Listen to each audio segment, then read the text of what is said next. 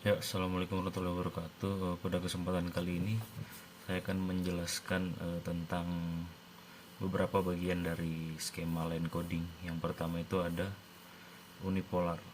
Unipolar itu adalah representasi digital menggunakan satu tingkat tegangan saja, yang dimana biasanya itu positif.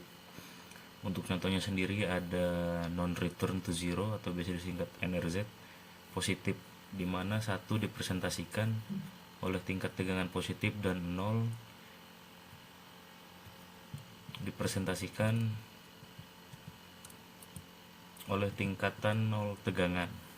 Yang kedua ada polar, yaitu menggunakan dua tingkat tegangan yang berlawanan, positif dan negatif. Contohnya ada di non return to zero polar, di mana satu dipresentasikan oleh tingkat positif dan nol dipresentasikan oleh tingkat negatif. Selanjutnya ada return to zero atau biasa disingkat RZ. Pada polar RZ, nilai bit 1 dipresentasikan oleh pulse tegangan pada setengah periode dan kemudian kembali ke nol pada setengah periode berikutnya. Untuk bit 0, tegangan tetap pada 0 selama seluruh periode. Dengan kata lain, setiap bit 1 memiliki dua transisi tegangan pada setengah periode. Selanjutnya ada Manchester encoding. Setiap bit data dipresentasikan oleh dua perubahan tegangan pada setengah periode. Pada awal setengah periode, terdapat perubahan tegangan yang menunjukkan bit data, sedangkan pada pertengahan periode terdapat perubahan lagi yang menunjukkan inversi bit data. Terus yang terakhir ada differential Manchester encoding. Encoding ini memodifikasi Manchester encoding dengan menetapkan aturan khusus untuk perubahan tegangan pada setengah periode. Bit 0 dipresentasikan oleh perubahan data pertengahan periode, sedangkan bit 1 dipresentasikan oleh tidak ada perubahan pada pertengahan periode. Baik, selanjutnya ada bipolar alternate mark inversion atau AMI. Adalah suatu skema line coding yang digunakan dalam komunikasi data untuk mempresentasikan bit-bit data dalam sinyal fisik yang dapat ditransmisikan melalui saluran komunikasi. Skema ini mengadopsi konsep pola yang bergantian dan menginversi penanda atau mark. Untuk representasi bitnya dalam bipolar AMI, setiap bit 1 direpresentasikan oleh level tegangan positif atau negatif secara bergantian. Yang kedua ada pola tegangannya. Pola yang umum digunakan dalam bipolar AMI adalah mengubah tanda tegangan pada setiap bit 1 dan mempertahankan tanda tegangan untuk bit 0. Contoh, jika bit 1 sebelumnya direpresentasikan oleh tegangan positif, maka bit 1 selanjutnya akan direpresentasikan oleh tegangan negatif. Kelebihan bipolar AMI, salah satu keunggulannya adalah DC balance, yang berarti sinyalnya memiliki nilai rata-rata 0.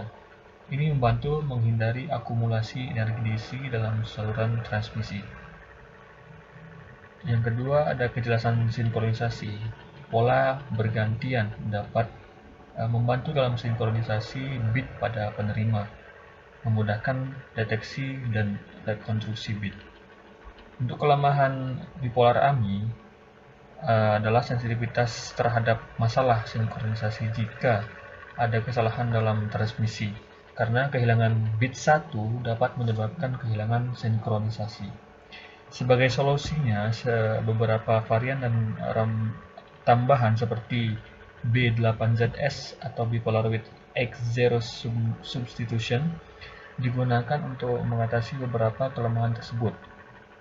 Contoh aplikasi bipolar atau AMI biasanya digunakan dalam saluran transmisi yang memiliki batasan terhadap komponen DC, seperti pada saluran telepon. Yang kedua, untuk contohnya ada digunakan dalam beberapa standar komunikasi seperti dalam transmisi T1 atau E1 di jaringan telekomunikasi. Yang kedua ada multi-level. Dalam line coding, salah satu jenis skema pengkodean yang memungkinkan representasi beberapa bit data dalam satu simbol atau perubahan level tegangan. Dua bentuk multi-level yang umum digunakan adalah 2B atau 1K, 2 bit per simbol dengan satu tingkat kuantisasi, dan 8B atau 6T, 8 bit per simbol dengan 6 perubahan level tegangan.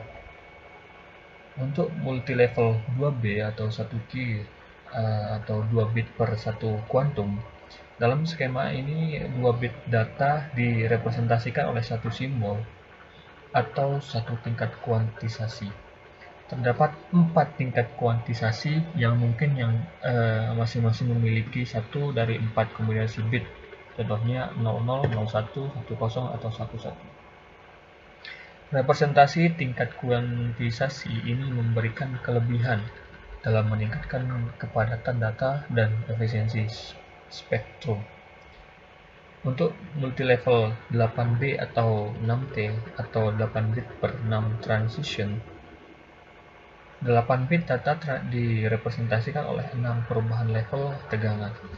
Ada 6 tingkat kuantisasi yang digunakan untuk mewakili 8 kombinasi bit yang berbeda. Tujuannya adalah untuk meningkatkan keefisiensi dan mengurangi potensi efek buruk seperti jitter dan gangguan dari noise atau distorsi saluran. Kelebihan dari skema multilevel ini termasuk peningkatan kepadatan data, efisiensi spektrum, dan kemampuan untuk mengatasi beberapa masalah yang mungkin muncul dalam skema pengkodean sederhana. Kelemahannya rentan terhadap noise dan distorsi. Contoh aplikasinya QAM dalam komunikasi digital. Kemudian selanjutnya multi-transition atau MLT3 adalah salah satu skema line coding yang digunakan dalam komunikasi data untuk mewakili bit-bit data dalam bentuk sinyal fisik yang dapat ditransmisikan melalui saluran komunikasi. ML3 memiliki beberapa karakteristik khusus yang membedakannya dari skema line coding lainnya. Prinsip dasar ML3 menggunakan 3 tingkat tegangan yang berbeda untuk mempresentasikan 3 nilai bit 0, 1, atau minus 1. Setiap perubahan dari satu level tegangan ke level tegangan lainnya atau berikutnya mewakili satu simbol, dan tegangan demikian dapat mempresentasikan satu bit data. Bentuk bit data dari ML3, 3 level tegangan yang digunakan dalam ML3 adalah plus 1, 0, dan minus 1. Sebagai contoh, perubahan dari plus 1 ke 0 mempresentasikan 1 bit. Perubahan dari 0 ke minus 1 mempresentasikan 1 bit, dan sebaliknya. Prinsip DC balance yang ada di ML3 seperti skema line coding lainnya, ML3 dirancang dengan prinsip DC balance, yang berarti sinyalnya memiliki nilai rata-rata 0. Prinsip ini membantu menghindari akumulasi energi DC dalam saluran transmisi.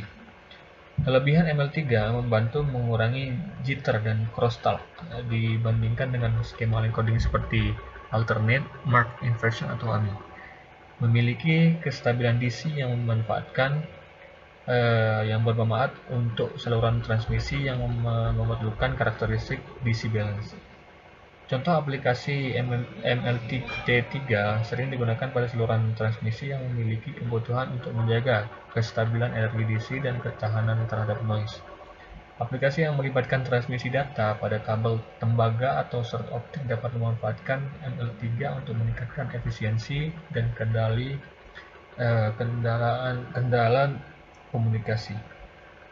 Pemilihan skema line coding termasuk ML3 bergantung pada karakteristik saluran transmisi, kebutuhan sistem, dan persyaratan spesifik proyek komunikasi dan data. Sekian dari kami. Wassalamualaikum warahmatullahi wabarakatuh.